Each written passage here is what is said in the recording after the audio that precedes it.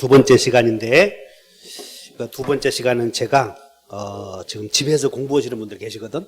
출석을 부른다고 집에서 나오신 수험생 여러분들 출석 체크를 해보겠습니다.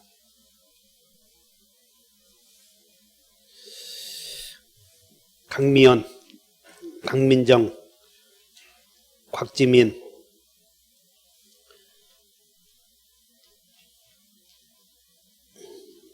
권자 하나만 쓰여 있어. 권? 응? 그렇게 하는 거 아니다.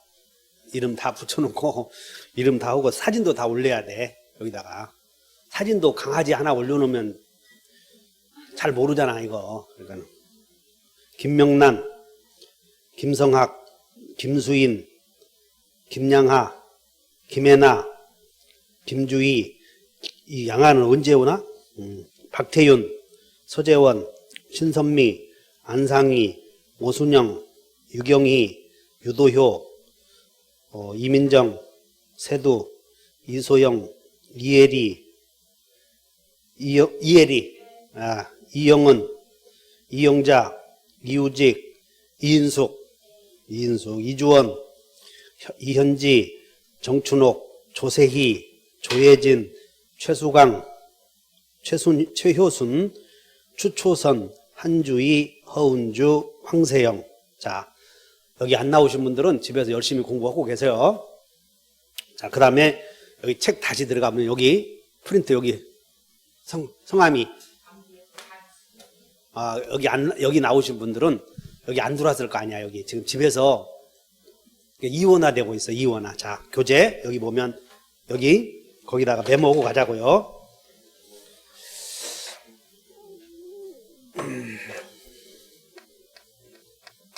민법에 아까 출제 범위를 봤지. 민법의 출제 범위를 봤고, 그 다음에 두 번째는 뭘 배우냐면 민법에서는 민법의 출제 내용, 민법에서 나오는 시험은 메모 출제 내용은 하나는 뭘 배우냐면 출제 내용은 첫째가 재산권의 변동 원인을 배워요. 출제되는 내용. 재산권의 변동 원인. 그러면 재산권 그러면 몇 개 있었어? 2개 이렇게. 재산권 그러면 2개. 몇 개? 2개. 물채권. 그 다음 변동 원인도 몇 가지가 있었어? 2개. 하나는 의사표시 있는 경우 없는 경우 2가지. 있으면 법률 행위대로, 없으면 법률의 규정대로 이렇게 2개. 그래서 우리는 재산권의 변동 원인에 의사표시가 있으면 법률 행위대로,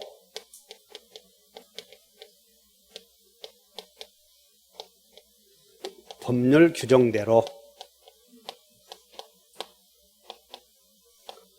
근데 우리가 배우는 재산권의 변동 원인은 99%가 뭘 배운다고? 의사표시 있는 행위, 법률행위 배울 거라고. 이렇게. 두 번째는 재산권의 효력에서 재산권이 생기면 재산권의 효력이 있는데 재산권의 효력에 첫째 공통된 효력이 있어. 공통된 효력이.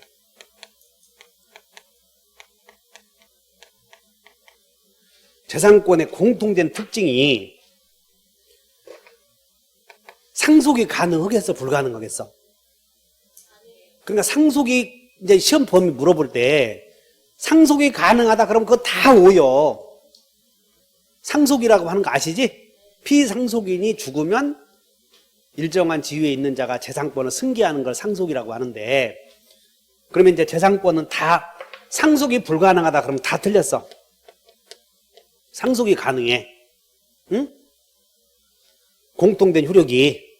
물권도 상속이 가능하고 채권도 상속이 가능하고, 그 다음에 공통된 특징이 처분할 수 있다고. 따라서 나중에 이제 공부를 하다 보면 우리가 배우는 민법은 다 재산권만 배우니까 이제 앞으로 물권, 채권 이외에 막 재산권 많이 나올 거 아니야. 재산권의 행사 방법으로 만약에 저기서 이제 우리 시험 범위에 나중에 이제 법률행위 중에 조건 있는 법률행위도 배우거든. 그러면 자, 조건부 권리는 상속이 가능하다. 그러면 O 해야 돼, X 해야 돼. 그래 우리가 배우는 권리 앞으로 우리 공인중개사 나하고 배우는 권리 있지? 그건 다 재산권이야 이제. 응? 재산권 아닌 경우 혼인권 이런 거 안 배우거든. 그런 거 다 상속이 가능하다 하면 돼. 시험이 조건부 권리도 처분 넣을 수 있다. OX 다 O요. 우리가 배우는 재산권은 전부 처분 넣을 수 있어. 그 다음에 재산권은 재산권자의 채권자가 대신 행사하는 것을 대위라고 그래. 그래서 채권자가 대위 행사할 수 있다.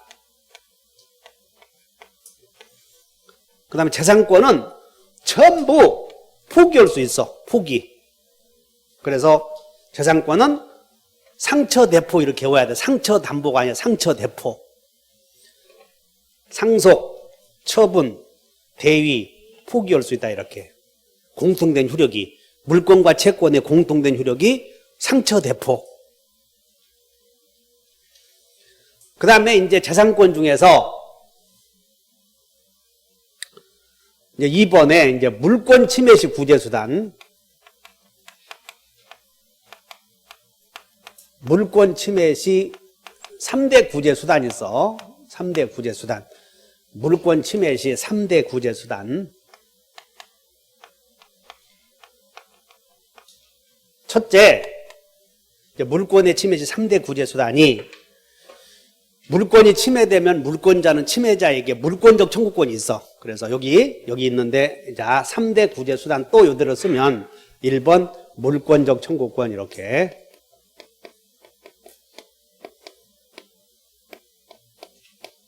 2번 부당이득 반환 청구권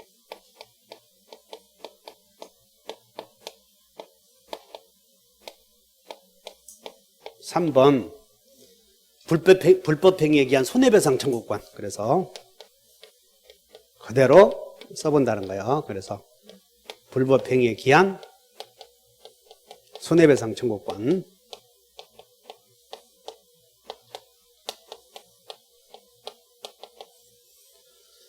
자, 그래서 이제 공인중개사 시험은 우리 시험의 범위하고 출제 내용은 달라. 그러니까 그 범위에서 아까 물권법, 채권법 시험 범위라고 하지 않았어요? 그 중에서 우리 시험을 물어보는 건 맨날 법률행위 물어보고 그 다음에 침해시 구제수단으로 요걸 물어봐. 물권적 청구권, 부당이득 반환 청구권, 손해배상 청구권 있냐 없냐 이렇게 물어본다고. 그리고 권리 나오면 상처 대포할 수 있다 이렇게 외워놓으면 돼.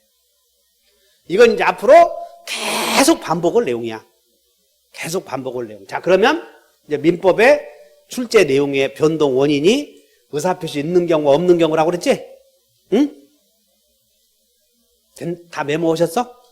그러면 이제 이런 거 메모하시면 이제 앞으로 이런 것만 갖고 공부할 거라고. 그러면 자, 뒷부분에서 나올 것이 예상이 돼야 돼. 이제 이거 돌릴 거 아니야. 응? 그럼 뒷부분이 뭐가 나오겠어? 재산권의 변동 원인만 공부한다고 그랬지. 이어서 나올 부분은 뭐가 나오겠냐고. 윤숙 씨. 여기 뒤에서 이제 이거 프로젝트 이렇게 돌리면 뒤에서는 뭐가 나오겠어?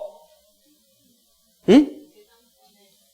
재산권의 변동 원인 중에 이거 나오겠지. 아씨. 그래서 이제는 법률행위를 공부한다는 거야, 이제. 궁금하지? 다시 연결이 돼야 되잖아, 논리가. 여러분들이 공부를 하다 보면 두서없이 공부하면 안 돼. 논리가 있어야 돼, 없어야 돼? 그래서 이제 뒤에부터는 법률행위 배우겠구나. 그래서 이제 법률행위 종류가 나오는데 여러분들은 책은 한 장 넘겨. 28페이지 봤더니 01번에 법률행위 나오지? 이제 거기는 그냥 뒤에 나오는 내용 전체를 한번 요약해 놓은 거야, 이게. 한 장 넘겨. 한 장 넘겨봤더니 01번 봤더니 법률 관계와 권리 변동 나오지? 여기에 무슨 호의 관계니 무슨 뭐 공법 관계니 그런 거 공부할 필요 없어. 이런 거 무슨 뭐 앞에 별거 다 할 필요 없어. 그냥. 그래서 우리는 여기서 이렇게 하시면 돼. 법률 관계와 권리 변동 중에서 여기 권리 있지? 우리가 배우는 권리는 몇 개, 시험에 나오는 권리는 2개 다 알면 돼. 근데 그것도 안 써놨어. 여기는.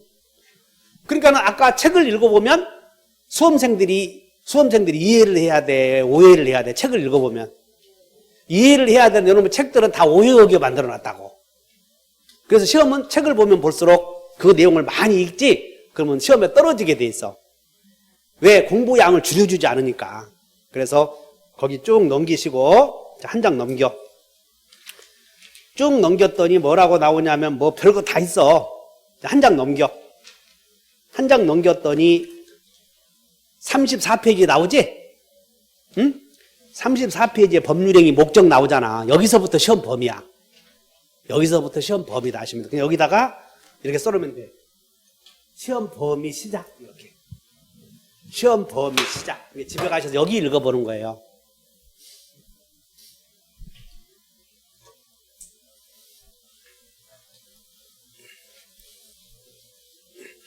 자, 그래서 여러분들 책에 02번 봤더니 법률행위의 목적 나오나요? 이제 일단 놔둬봐. 그 다음에 밑에 봤더니 01번에 법률행위의 의의 나오죠? 그래서 밑줄 그으셔. 01번에 양가로 1번에 이렇게 밑줄 긋고 가자고. 형광펜 준비. 법률행위란 이렇게 밑줄 그으셔봐. 법률행위란. 형광펜 하나씩 사오셔. 그 다음에 일정한 권리 변동을 목적으로 하는 하나 또는 수개의 자. 지금부터 밑줄 의사표시를 이렇게 밑줄. 의사표시를 밑줄. 그리고 요소로 하는 밑줄. 요소가 구성 요건이야. 그러니까 법률행위가 법률행위 중에 하나다 그런 뜻이야. 요소로 하는 법률 요건이다 이렇게 쓰여 있죠? 거기다 밑줄 그으셔. 그냥 그렇게 알면 돼. 그럼 법률 요건이 뭐냐? 몰라도 돼. 지금은 그냥 법률행위는 법률행위의 정의를 그때 10회 전에는 그런 걸 물어보는 시험도 많이 나왔어. 그러니까 여러분들은 의사표시 있는 행위는 다 법률행위라고 한다 해버리면 돼. 자, 여러분 다 의사표시 있는 행위 아셨지? 개념만 아시면 돼. 응? 법률행위. 의사표시가 들어간 아까 우리는 의사표시가 들어간 행위를 법률행위라고 했고 그 다음에 법률행위 속에는 그러니까 여러분들 공부량이 많아야 돼. 줄어들어야 돼. 그러니까 내 말 잘 들어야 돼. 내 말. 그래서 쓰시오는 것만 써야 돼. 그리고 거기다 하나 밑줄 긋고는 아 나는 좀 더 써야 되겠다 그러면 내가 기분 나쁘다고. 왠 줄 알아? 내 말을 못 믿으니까 막 쓰는 것 같다 하니까 내가 집에 가서 어떻게 연구해야 지 고민스러워. 근데 결론은 30년간 강의한 결론 내 말이 맞다는 걸 알아 이제. 그러니까는 필요 없는 것들이 많을 수 있으니까 여러분들이 밑줄 그으시거나 동그라미 쳐놓은 것만 공부해서 그런 낱말만 눈에 띄게끔 반복해야 돼. 반복. 자, 법률행위 속에는 아까 계약이라는 것도 있었다고 그랬죠? 우리가 아까 배우는 계약을 채권계약을 배웠잖아요. 이런 게. 계약도 법률행위이고 그 다음에 여러분들 책에 의사표시 한 개만으로도 의사표시 한 개만 있어도 권리변동이 생기는 행위를 단독행위라고 그래. 그러니까 밑에 법률행위의 종류에는 의사표시 수와 방향에 따라서 단독행위 보이나? 그리고 오른쪽을 한번 봐. 35페이지에 2번은 뭐가 나와? 아니 양가로 2번 계약 보여? 그리고 양가로 3번은 밑줄 긋지 마시고 막 자기 맘대로 긋지 마셔. 아니 당신 거기는 괜찮아. 꼭 뒤에서 숨어서 막 하지 말고 그러니까 읽고 말아. 왜냐하면 공부는 밑줄 긋으면 안 되는 거고 말이고 써봐야 되고 말로 해야 돼. 다 같이 단독행위. 그리고 2번은 뭐라고? 3번은 보지 말어. 이렇게. 그러니까 여러분들이 책을 볼 때 여기 봐. 공부를 못한 사람들은 여기서부터 다 읽어보는데 큰 번호를 중심으로 읽는 거예요. 큰 번호. 그러니까는 양가로 1번 보면 책을 읽을 때 양가로 1번 보면 동그라미 1번 봐야 돼? 양가로 2번으로 봐야 돼? 그래야 공부 여기 읽는 거 여기 보고 3번 보고 다시 되돌아와서 이렇게 들어가는 거예요. 책을 읽을 때 큰 번호 1번, 2번, 3번 있지? 그럼 여기 이렇게 먼저 읽어. 그리고 양가로 1번, 그럼 여기에 소가로 있을 거 아니야? 그럼 거기 읽고. 근데 공부 안 된 사람들은 앞에서부터 차근차근 읽어. 아깝지. 내 얘기 잘 들어야 돼. 자, 법률행위의 종류에는 다이아몬드 1번에 의사표시 수와 방향에 따른 분류에 양가로 1번 나오지? 시작. 양가로 2번. 이렇게 나왔잖아. 그래서 두 개만 알면 돼. 단독행위, 계약. 법률행위의 종류에는 단독행위라는 것도 있고 계약이 있는데, 이거 봐라. 단독행위 있는 봐라. 이게 단독. 여기 이제 글을 읽어. 단독행위는 의사표시 한 개가 있고, 한 개만으로도 효력이 생기겠어? 두 개가 있어야 되겠어? 그 한 개 이렇게만 외우면 되잖아. 단독행위. 그러면 계약은 한 개겠어? 두 개의 합치겠어? 그래서 두 개의 합치에 의해서 성립되는 법률행위는 계약이라고 한다 알면 돼. 그래서 단독행위는, 근데 우리 시험 범위에 해당되는 채권계약 중에 매매교환, 임대차만 배운다고 그랬지? 그것만 배워. 그러니까는 단독행위는 시험 범위가 아니야, 이런 게. 근데 법률행위의 종류에 이런 게 있다는 것을 개념을 알고 가야 이해를 할 수 있게끔 되어 있어. 그래서 거기에 이제 단독행위가 있고, 여기에 시험에 들어가는 거 단독행위에는 상대방, 자, 단독행위의 종류에는 상대방 있는 단독행위와 상대방 없는 단독행위 두 개 있잖아, 거기에. 응? 거기 책을 읽어보셔. 다시 되돌아와서. 단독행위 되돌아와 보셔. 양가로 1번에 단독행위에, 자, 동그라미 3번 봐. 상대방 있는. 동그라미 4번은 없는. 그러니까는 단독행위의 종류에는 있는과 없는 두 가지로 나누는데, 자, 있는 에다 동그라미 쳐줘. 지금부터 있는.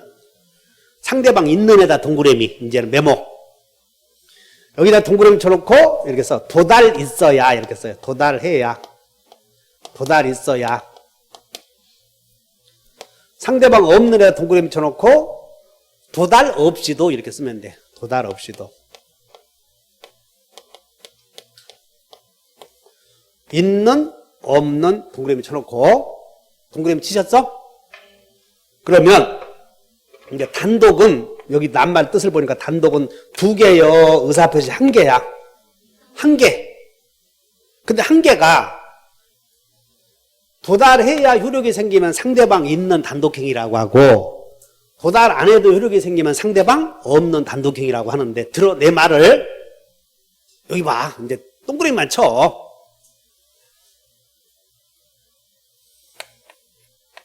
우리는 갑이 소유하는 토지 소유권이 어떻게 하면 아들에게 넘어가느냐, 그것만 배워. 아들에게. 딸에게, 아들에게. 자, 그럼 갑의 딸에게 이제 유언장을 작성을 해, 이렇게. 유언장 작성해 두었어. 그러면 유언장 작성하는 건 의사표시 두 개예요, 한 개야, 유언장은? 한 개. 그리고 아버지가 여기서 돌아가셨다고 사망했지.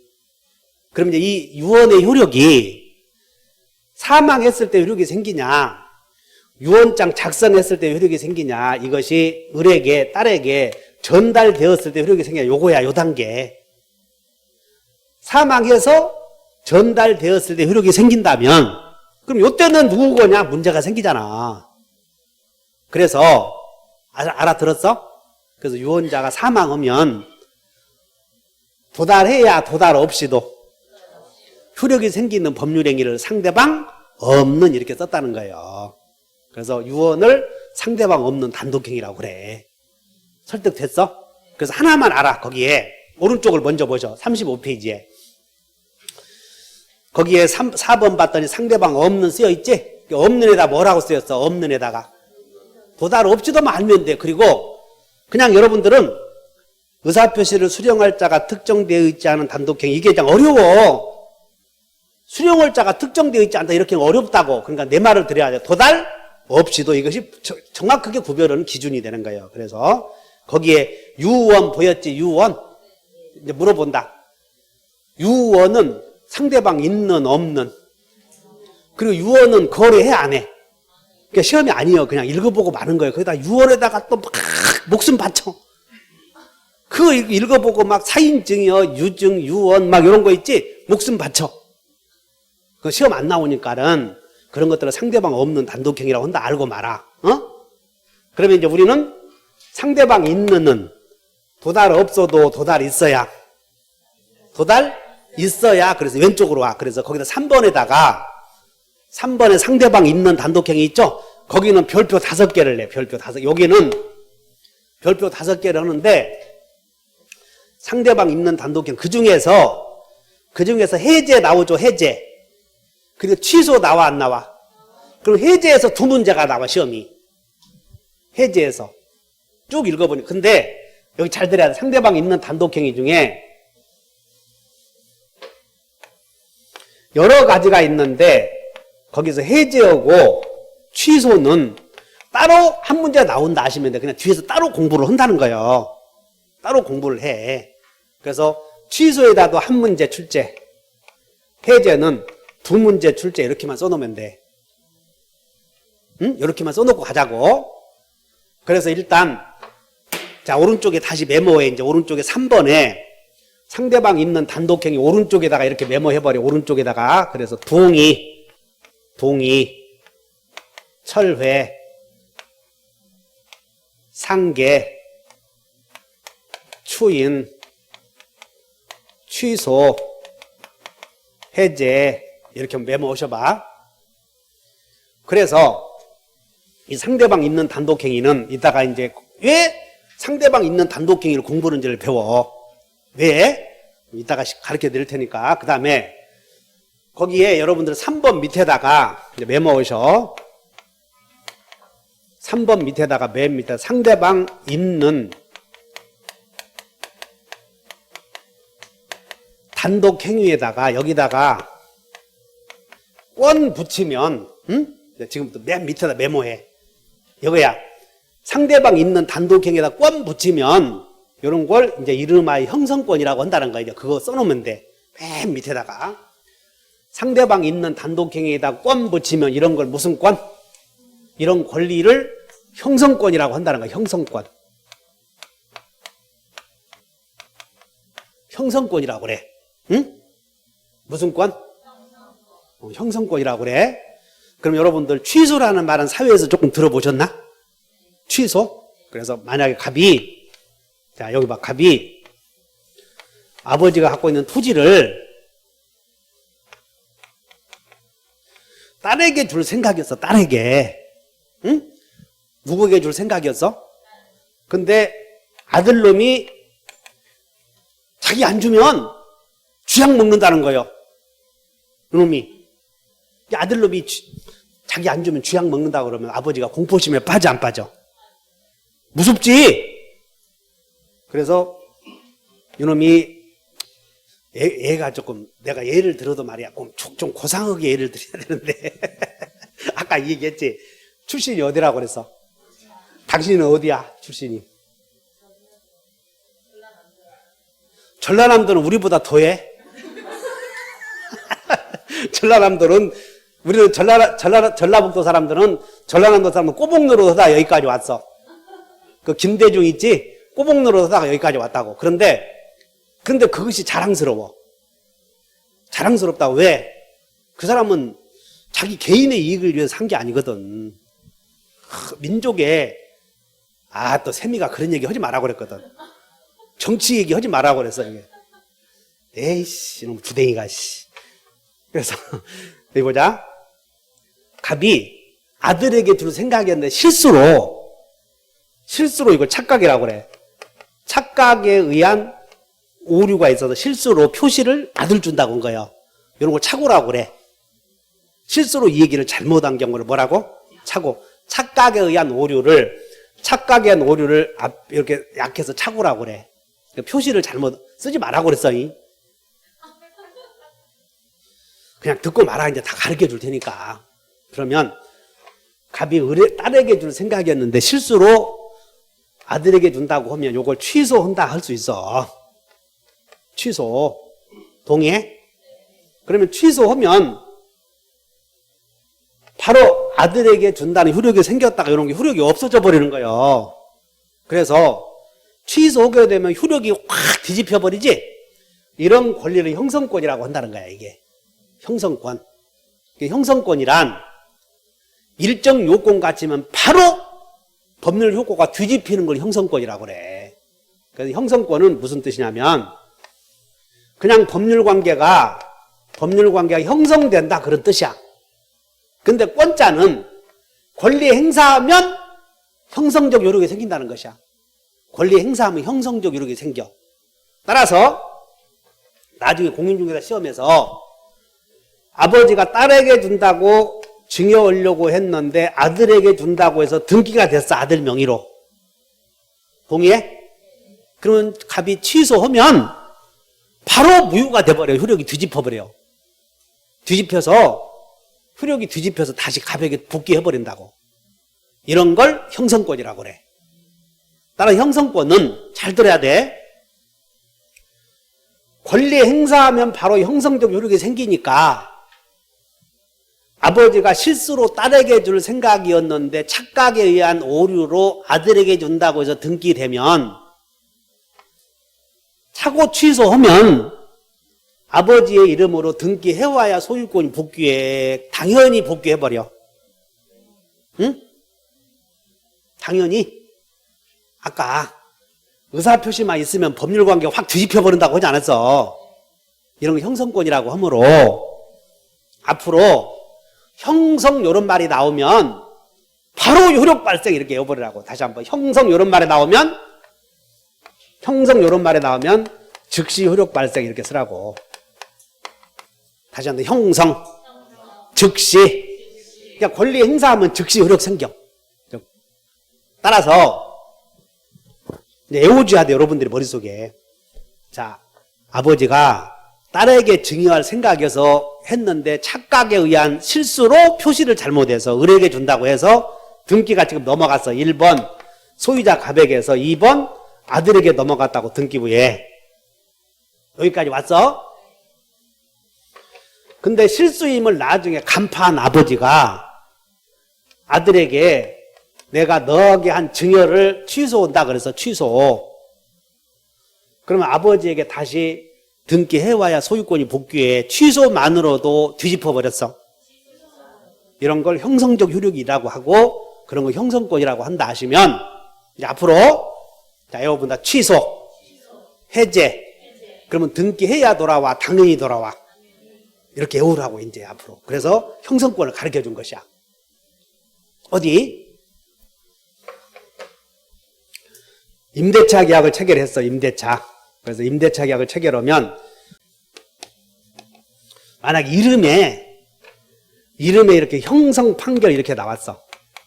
아 이거 하다가 사정이 안 좋으면 임차인은 임대차 계약을 체결하면 임차인은 차임 좀 깎아주시오라는 차임 감액 청구권이 있어. 응? 차임 감액 청구권. 이거 형성권이야. 이게 무슨 권이야?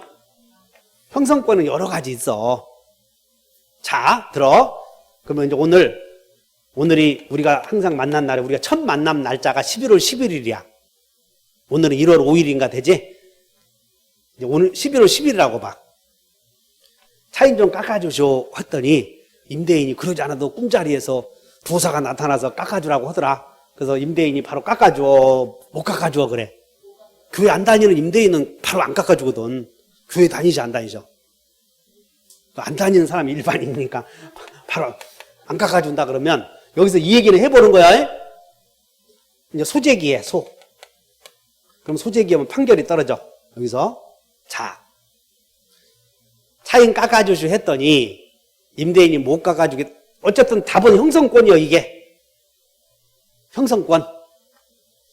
깎아주시 했더니 못 깎아줘. 그러니까는 이제 소제기했더니 임대인이 새끼야 좀 깎아줘 해서 판사가 판결을 떨어졌어. 여기서 2달 후에.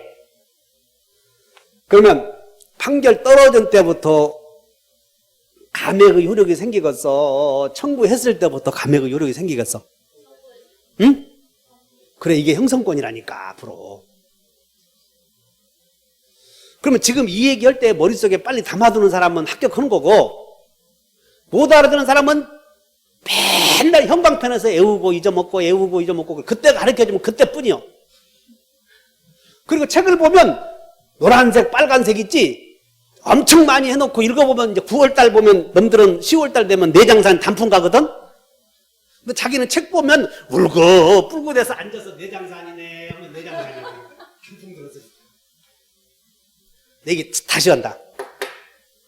차인감액 청구권이 무슨 권이라고 그랬어? 그럼 형성권은 권리 행사하면 언제 효력이 생긴다고 그랬어?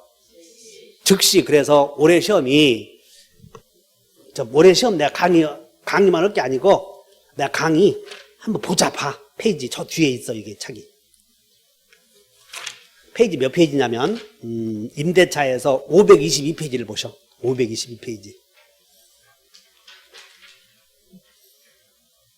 522페이지 34번의 기출문제 중에서 기출문제를 보자.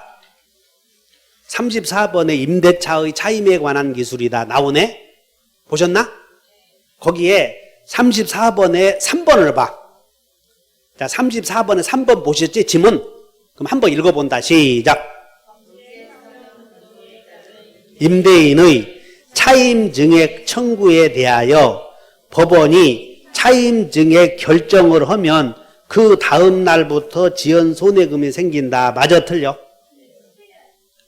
34번에 아까 이건 뭘 물어봤냐면 차임을 올려주시오라고 하는 게 증액 청구고 차임을 감액해 주시오 할 거지? 그럼 판결이 떨어지면 언제부터 효력이 생겨야 돼? 그러니까는 이때부터 증액을 해달라고 할 수 있는 권리가 생기니까 그 다음 날부터가 아니고 바로 즉시 효력이 생긴다. 이걸 물어보는 것이야. 다시 한번 즉시 효력. 그러면 앞으로 비록 청구권이라는 말이 있어도 이런 거 형성권이다 이런 말이 나오면 형성권만 나오면 권리 행사하면 즉시 이렇게 오면 돼. 다시 한번 형성권. 권리 행사하면 일정 기간 경과 후에 즉시야. 즉시. 그래서 이 상대방 있는 단독행위에다가 권을 붙이면 형성권이고 그럼 어디? 판결에도 형성 판결이 있어. 응? 무슨 판결? 그럼 판결이 떨어지면 며칠 후에 효력이 생기겠어? 즉시 효력이 생기겠어? 앞으로 이렇게 외우면 돼. 형성 이런 말이 나오면 판결이 떨어지면 즉시 효력이 생기고 등기해야 효력이 생겨. 안 해도 효력이 생겨. 안 해도. 그래서 우리는 형성 그러면 즉시 해버리면 돼. 판결이 떨어지면 즉시. 권 붙이면 권리 행사하면 즉시 이렇게. 아셨어? 다시 한번. 그러면 이제 이 형성이라는 말이 자주 나오거든. 그러면 어디? 형성권적 기한이익 상실 특약이라는 말이 있다고 보자. 형성권적은 적자가 붙잖아. 그러면 적자가 붙으면 형성권은 아니지만 그런 뜻이야 이게. 형성권적 그러면 형성권과 비슷한 그런 뜻이야. 응? 그러면 이 특약이 특별한 약속의 효력이 생기면 형성권적 기한이익이 상실이 되는가 이 얘기야. 형성권적 기한이익 상실 특약을 보면 아까 낱말 뜻에서 찾아라고 그랬지? 특약에 정해진 특약이 생기면 효력이 상실하는데 형성권적 기한이익 상실 특약은 정해진 특약의 효력이 특약이 정해진 사유가 생기면 여기 의사표시가 있어야 효력이 생겨, 없어도 효력이 생겨. 여기는 아까 형성권은 즉시 효력이 생긴다고 그랬지? 권리 행사해야 안 해도. 아, 취소 안 해도 효력이 생겨?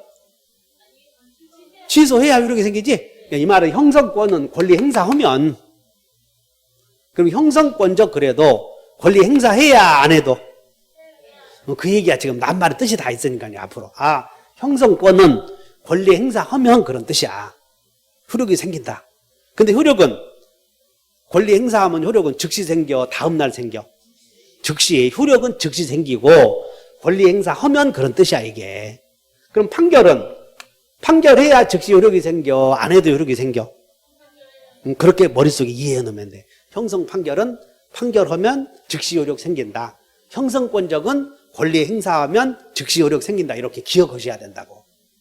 그런데 이 상대방 있는 단독행위에 동의, 철회, 상계, 추인, 취소, 해제. 아까 동철이가 상추 먹고 취했다. 다시 한번. 동철이가 상추 먹고 취했다. 여기다 권 붙이면 형성권인데 이런 형성권은 의사표시 해야 효력이 생겨. 의사표시 없어도 효력이 생겨. 형성권은 의사표시 해야 형성적 효력이 생긴다 그 말이야. 의사표시 해야. 아시겠어? 그래서 이것은 이제 어떤 기능을 하냐면 이것은 상대방 있는 단독행위는 계약의 효력을 좌우해. 계약의 효력을. 상대방 있는 단독행위는 무슨 역할을 한다고? 계약의 효력을 좌우한다. 이따 이해하시면 돼. 그러면 메모 이제 다시 되돌아가서. 자, 34페이지의 맨 밑에 3번 여기 상대방 있는 단독행위의 역할. 상대방 있는 단독행위 역할은 메모 맨 밑에다가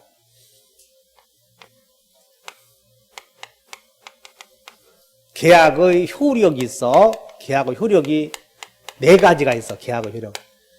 계약의 효력을 좌우한다. 이렇게. 계약의 효력에는 몇 가지 있다고? 4가지. 그것을 좌지우지해. 이제 상대방 있는 단독행위가.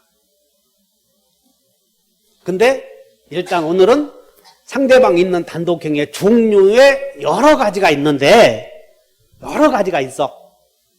동의가 뭐냐면 여러분들 미성년 듣고 말아야 돼.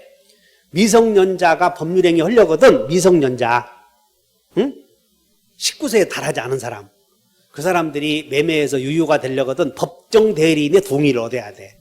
그러니까 동의라고 하는 것은 그냥 내가 얘기했어. 시험은 취소하고 해제만 따로 나오니까 여기는 그냥 이해하고 말아보라고 그랬지. 그러니까 이제 여러분들은 강의할 때 결론은 공인중개사 시험은 법률행위 배우지만 매매만 나와. 매매만. 이런 거 안 나온다는 거야. 이런 것들이. 근데 마치 이런 것들이 시험에 나오는 줄 알고 막 외우고 그러면 본질을 무시해버리고 모르는 현상이 되니까 내 얘기를 좀 잘 좀 드려야 돼. 그래서 취소나 해제는 상대방에게 의사표시하면 효력이 생긴다고 해서 도달하면. 그런데 이건 따로 물어보는 거니까 다 나중에 알게 되고 오늘 여기서 알아야 될 건 취소도 한 문제 나오니까 또 공부하고 해제도 2문제 나오니까 또 공부하고 추인도 무효행위의 추인, 취소할 수 있는 행위의 추인, 무권대리행위의 추인, 무권리자의 처분의 추인 엄청 배워. 그냥 따로 공부해서 나오니까 오늘은 법률행위의 종류에는 계약이라는 것도 있고 단독행위라는 것도 있는데 단독행위도 있는과 없는이 구별이 되고 있는 애 이런 행위가 있구나. 요moment 다시 한번 있는 애 동철이가 상추 먹고 취했다. 이렇게만 외우느라는 거예요. 동철이가 상추 먹고 취했다. 그래서 동의가 무슨 뜻이냐면 한번 읽어보고 가는 거예요. 여러분 책에도 없어. 필요 없으니까 시험이. 근데 여러분이 궁금할까 봐서 내가 써온 거야. 동의는 따로 자격을 준다. 그게 동의야. 그럼 이 동의는 언제 배우냐면 나중에 임대차 시험 범위라고 그랬지. 그래서 임대차에서 임차권을 팔아먹는 걸 양도라고 그래. 그 임차권을 팔아먹거나 재임대할 때, 전대할 때는 임대인의 동의가 있어야 돼. 그래서 거기서 또 공부해. 임대인의 동의. 자, 여러분들 임대인의 동의. 그리고 거기는 대항 요건이다 이렇게 배운다고. 임대인의 동의. 따로 공부하니까 걱정 말어. 요것만 아시면 돼. 그럼 동의는 그 동의라는 의사표시가 도달해야 돼, 안 해야 돼? 그렇게 알면 돼. 도달해야 효력이 생기는구나 이렇게. 철회. 자, 갑이 여기 봐. 임차인이나 또는 임차인과 계약을 한 사람은 전차인이라고 그래. 전대차나 또는 임차권을 두 사람이 임차인과 전차인 양도할 때 임대인이 자격을 주는 걸 동의라고 하거든. 그럼 동의는 동의서를 썼어. 이게 동의서를 써서 임차인아 네가 전대차 한 것에 대해서 내가 동의해 주마라고 동의서를 써서 임차인에게 전달이 되면 효력이 생겨. 근데 임차인에게 동의서를 작성해서 전달되기 전에 야 내가 동의서 써준 거 없었던 것으로 해 할 수 있어 없어? 그 말을 철회라는 거예요. 이게 아셨지? 그러니까 철회는 임대인의 동의서가 임차인에게 전달되기 전에 전달되면 효력이 생겨버리잖아. 상대방이 있는 한. 그래서 철회는 따라서 효력이 생기기 전에 할 때 쓰는 말을 철회라고 그래. 다시 철회는 언제 써? 효력이 생기고 나서 전에. 그래 전에 하는 말을 철회라고 한다. 그렇게 마시면 돼. 여러분들에게 낱말 뜻 물어보는 게 아니니까. 아셨지? 철회는 언제 쓴다고? 전에. 근데 우리 시험에 철회가 한 군데 나오는데 기존에 공부하셨던 분들은 무권대리 행위가 이루어지면 선의의 상대방이 철회할 수 있어. 그래서 거기서 어떻게 오냐면 악상은 최고이다, 선상은 철회에 있다 이러고 거기서 끝내버리는 거예요. 그래서 철회라고 하는 말은 효력이 생기기 전에 하는구나 이렇게 아시면 돼. 상계. 이 상계는 어디서 또 나오냐면 동시행항변권에서 동시행항변권이 붙어있는 채권을 자동채권으로 하여 상계하지 못한다. 시험에 또 나와 거기서. 그러니까는 거기서 이해하시고 다시 배우기가 걱정 마시라는 거야. 갑이 을에게 1억을 받을 권리가 있어. 1억을 받을 채권. 근데 을이 또 나중에 갑이 을의 건물을 실수로 불을 태워서 이제 을이 갑에게 손해배상 채권이 있다고. 손해배상 채권이 둘 다다 서로 1억을 받을 수 권리가 생겼어. 둘 다다. 그럼 갑이 을에게 1억을 주시오라고 요구하면 요구받은 을을 채무자라고 불러. 채무자. 그러면 갑이 을에게 1억을 받을 권리가 있었는데 나중에 또 어떤 사연에 의해서 을이 갑에게 1억을 받을 권리가 또 생겼지? 에이, 고수도부로 해야 돼.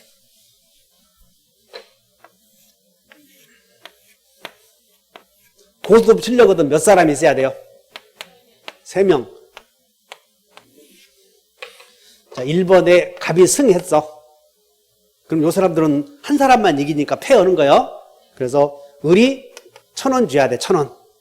병도 2,000원 줘야지. 따라서 갑이 첫 번째 승했으니까는 첫 번째 승에서는 갑이 을에게 2,000 받을 수 있는 채권이 생겼잖아. 맞아? 두 번째는 병이 승을 했어. 그래서 얼마를 이겼냐면 5,000을 땄다고 봐. 5,000. 5,000을 따는 갑이 이제 패했으니까 채무자가 되어서 5,000을 줘야 돼. 그럼 여기 봐. 병이 5,000원 주시오 요구하지? 그러면 갑은 5,000원 줄 채무자가 첫째 판에 2,000을 받을 수 있는 채권도 있었잖아. 알았어? 그래서 5,000 주시오 했을 때 이 사람은 5,000만 놓고 보면 채권자라고 불러. 5,000만 놓고 보면 을이 채무자. 자, 이제 됐지? 5,000 주시오 그러면 첫째 판에 갑이 을에게 2,000 받을 채권이 있었어 없었어? 그럼 5,000 주시오 그러면 채무자가 2,000 까? 이것을 상계라고 그래. 이해하셨지? 그러니까 상계는 채무자가 퉁치자 이 말을 상계라고 그래. 이때 이번에 여기 봐. 두 번째 판 돌았지. 야, 첫 번째 판에 갑이 을에게 2,000 받을 수 있는 채권자야. 2,000 줘 그랬더니 2,000만 놓고 보면 병이 채무자 아니야. 근데 채무자가 두 번째 판에 5,000 받을 수 있었지? 그러면 2,000은 요 봐. 2,000 주시오 그러면 두 번째 판에 갑이 5,000 받을 수 있었잖아. 그러니까 대등액이 2,000 아니요. 그러니까 병이 2,000은 까? 할 수 있어 없어? 이 사람이 채무자의 단독행위잖아. 이때